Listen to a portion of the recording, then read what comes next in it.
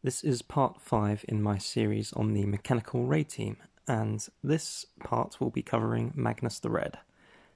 And to start off with, I'm not going to do what I've done before because this boss has a lot of abilities that shape the flow of this battle when you're using the AdMech. And this is because he's, I think, being designed to try and counter their dominance in the current guild raid meta.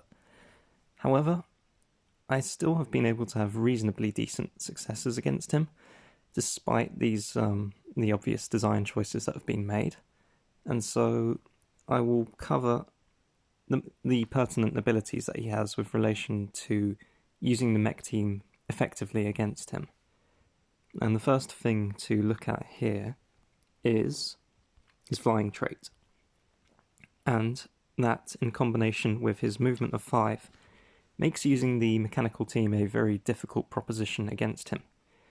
The reason for this is, if you think of each individual hex that he covers as being just a normal character, so the hex to the immediate north of the one I've tapped on, think of that one as an individual character that can move 1, 2, 3, 4, 5 spaces. But then, when that one moves 5 spaces, all of the other hexes in his model also have to move the same amount of hexes in the same direction. So if the southernmost hex of his model has to move to here when he moves, then the one to the northwest of it necessarily has to move here, and then the rest of his model essentially follows logically. So you can think of his movement of 5 going south, so it goes 1, 2, 3, 4, 5, and then his entire model ends up in this area. And that is quite a lot to deal with because you need to be able to keep him still, essentially, for AdMech to work against him. Either keep him still or keep him moving in a way where he will stay next to row after he moves, which essentially means either positioning row extremely carefully, which means that you usually won't be able to capitalize on high ground, or making sure that he only moves 1 or 2 spaces maximum. So that's a lot to deal with. Now, to start off with, your characters start off in the bottom left-hand corner of this map, and that's just particular to this map, but you can arrange things in a way that essentially block him from moving anywhere into this lower portion of the map, just by positioning your characters in a certain way. However, that's not the only part of the equation when it comes to blocking his movement.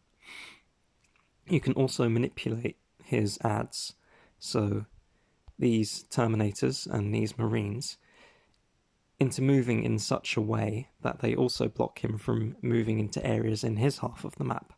You see the Terminators, they only have a movement of 2. So, for instance, if you can get this Terminator on the left to move to this hex, that then blocks Magnus from moving into this area or this area, for example. So suddenly that's a lot of the map that's been blocked off to him just by the Terminator moving there. If the Terminator moves here as well, then Magnus won't be able to move into this area. So you can use Spore Mines with your Biovore, which I can't tap on for some reason. So you can use Spore Mines to also control his movement. However, if you're trying to control the movement in his half of the map as the battle is starting, the Spore Mine will simply be killed by his ads. However, so it won't be able to get in the way of them and block their movement. However, you can bait these Terminators, or this left-hand Terminator, into moving into a space that you want it to move into by enticing it to attack the Spore Mine. And one of the boss's ads will block it just as surely as one of your units will. So this is all very complicated, but in a way what I'm saying is you can restrict the boss's movement to a very narrow set of areas, and I'll be showing that once the replay starts, but obviously I can't really communicate that in words because it's a big map and lots of variables going on. So I'll just leave that for now, and just bear that in mind, essentially, that you can restrict his movement to a very small area. And not only that, I think, I'm not entirely certain of this, but it seems to be the case that Magnus seems to really like to move. And if you can make it so that he is restricted to only being able to move to areas that are adjacent to high ground, you can set yourself up to do a lot of damage against him with Exeter Row from the high ground. But again, I'll be getting onto that later. So let's take a look at some of his other more pertinent abilities. You have the Blade of Magnus. It's quite simple. I think it works in a similar way to, say, Mortarian's Plague Wind or his Reaping Scythe, where Magnus will essentially try and kill the most units possible with this ability. And if that's not the case, then potentially deal the most damage, but I'm not certain on that, so don't quote me on it. And this can be quite bad news for your Skitari, because he also has Zinch's Firestorm as his ability, which deals, when it's first cast, it deals a lot of damage to any units that are at a range of 2 hexes from him. Now, in the situation I'm describing, using the Adeptus Mechanicus and their mechanical allies against Magnus, the assumption is that Magnus will not be moving, because you need him to not be moving to be able to do any appreciable level of damage against him. So if he's not moving, the Skitari will essentially be set up at positions 2 hexes away from him, and because he's not relocating, they won't be relocating, even if he casts this ability underneath them, which does quite a lot of damage, and he can then, usually, after he's done a lot of damage to the Skitari, finish them off with the Blade of Magnus, because the hexes they're standing on are also left aflame by the ability, which means that he'll deal even more damage with the Blade of Magnus ability. So your Skitari will need to be quite a high level, and that is just a general factor that you need to consider in this battle, is that your summons will need to be at a fairly... They can't really be underleveled, because you'll spend at least a turn or two having to have your summons attacking his adds, so these Terminators who are very tough, and potentially any Rubric Marines that might have survived your attacks from your characters. And you really don't want your summons to be distracted for too long. So the best thing to do is to make sure that they can actually handle these adds. And another thing that you might want to consider is his ability, when I find it, the Treason of Zinch, which makes a copy of one of your characters at 50% health. So if your characters are really over-leveled in comparison to the summons that they summon in, well, this creates a copy of them with an appreciably high level of health. And then if your summons are under-leveled, they will take a long time to kill the copy, which will really cut into the amount of damage that you're able to deal. So again, you really want your summons to be at a high level, because not only will they have to deal a good level of damage to his adds and the copies that he makes, they'll also need to be able to weather quite a lot of damage. And the Scarabs, unfortunately, despite their level, if you're using Scarabs against him, which I am, because I feel it's very handy to control his movement, well, the Zinch's Firestorm, if you go back to him, on the second turn that he uses it, it will cover an area that is adjacent to him all around, and it deals 6 hits, which essentially will kill any Scarab Swarm, regardless of its level around him, unless you're fighting an extremely low-level Magnus with an extremely high-level Aleph Null. Potentially, you'd still need Tan giving the Scarabs extra armor to help them survive that via his passive ability. So, even if you are controlling Magnus's movement using Scarabs, you will have to be prepared for the eventuality that he will cast his Firestorm ability and essentially kill all of them at some point, unless they're still running around the map attacking his adds, but you don't really want that. So you need to be prepared to start positioning your characters to keep him boxed in and surrounded once all the Scarabs inevitably get killed by that ability. So that's quite a lot to take in from a few abilities, and it's still not done. He has his Impossible Form passive. I don't feel that's very important, just because the maximum amount of damage it can subtract from your damage output is 90% of an attack for every 9 attacks. But say if you do 17, then that's 90% of an attack that it reduces over 17 whole attacks against him, which ultimately doesn't pan out to be a huge amount of damage. You can potentially time things to make it so that this ability kicks in when, say, Aleph Null or maybe a Scarab Swarm triggered by Tan's Conqueror mode are attacking him, but honestly, it really doesn't make enough of a difference to start worrying about that. I would be more worried about the positioning of my characters than anything else, both in terms of controlling his movement as well as obviously with Tan and Actus, making sure they can get lots of extra hits in. So yeah, Impossible Form, not too important. Psychic Dominion basically means nothing to this team. And then the other really important thing here is the Gaze of Magnus. The Gaze of Magnus means that you cannot use Eldryon against him to boost any damage, which is not great, obviously. Eldryon's a great help, especially when he has a fairly significant level of armor. So Eldrion's bonus damage can really help to punch through high boss armor when you're attacking them with Rose passive. However, I think with my team set up, you can still get a pretty good amount of damage out.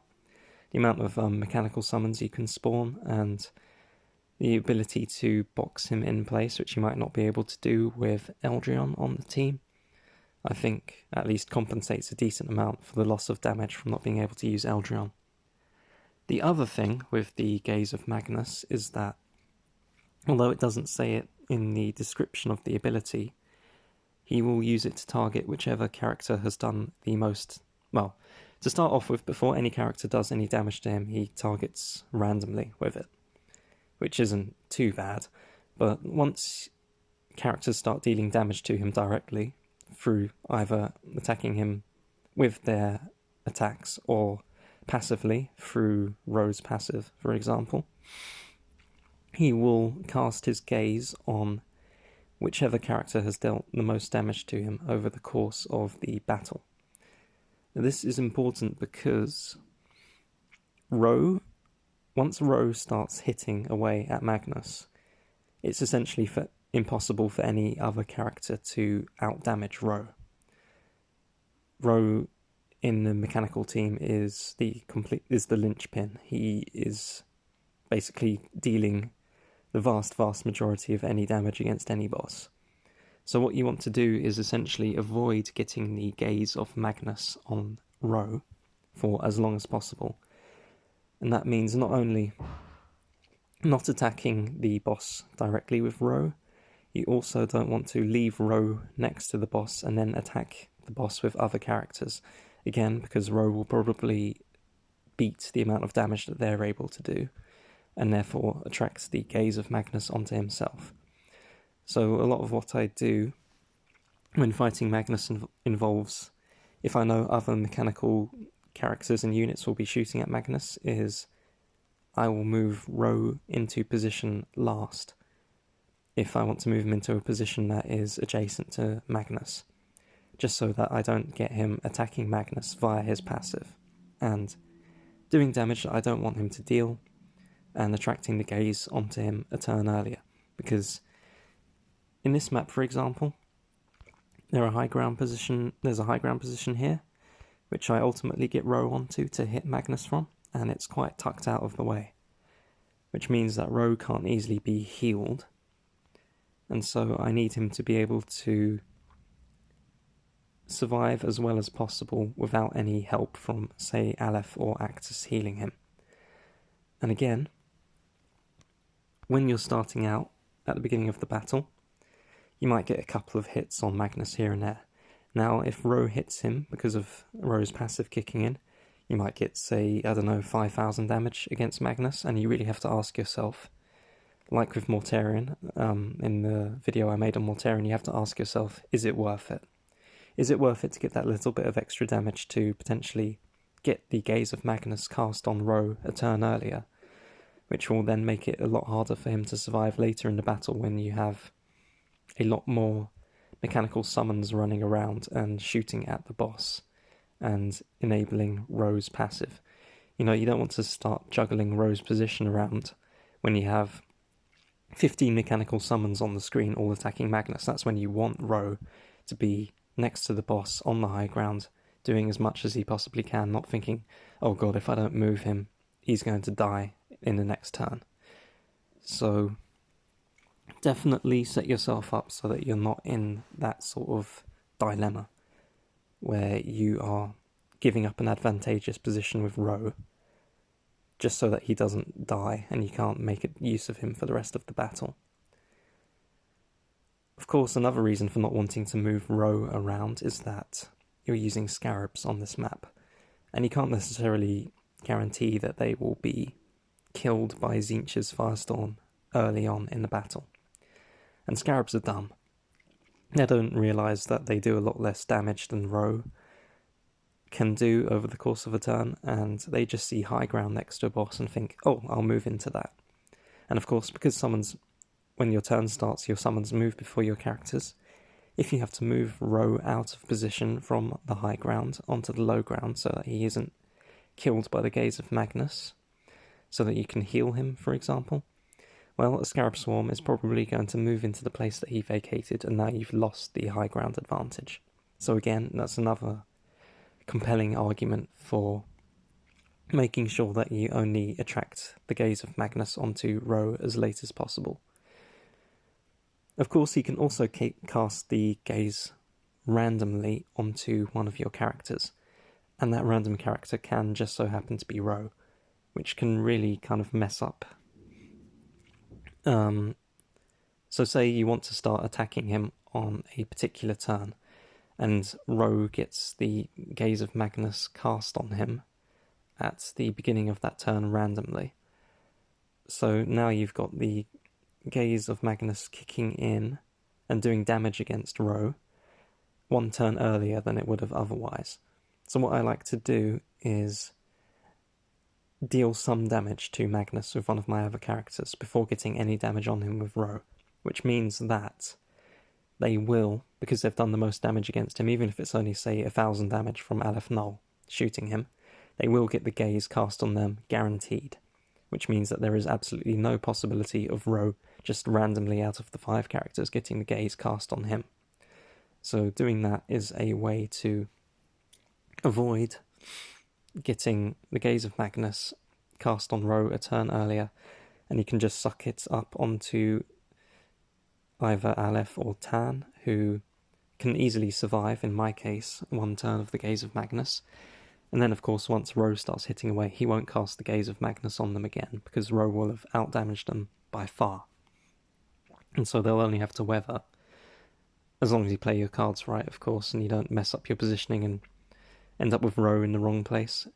Tan or Aleph or whoever will only end up having to weather one turn of the Gaze of Magnus before that Gaze is essentially permanently turned on Ro for the rest of the battle. That's a lot of stuff to take in. I think the last thing I'll say about the Gaze of Magnus is Ro can survive being hit by it once. However, if he is hit by it once and then hit by it in a subsequent turn where it deals 2 hits of massive damage, so it's basically doing around 3,100 damage on average. If you don't heal him in between those 2 things, then Ro will die.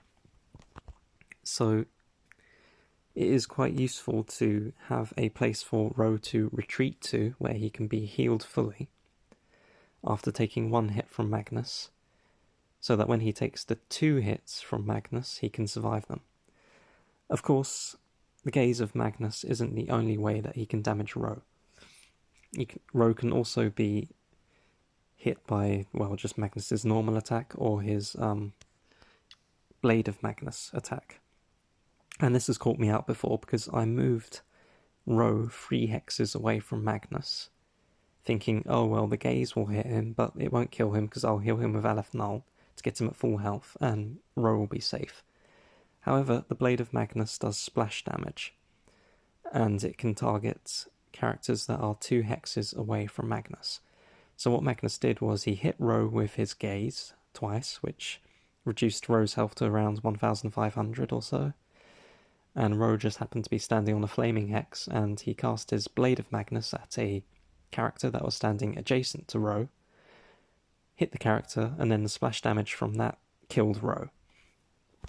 So you have to be really careful that Ro isn't put in a position where he can easily be finished off by another one of either his attack or another one of his abilities. So just something to bear in mind. I managed to avoid it in this fight, and you'll see how I did that.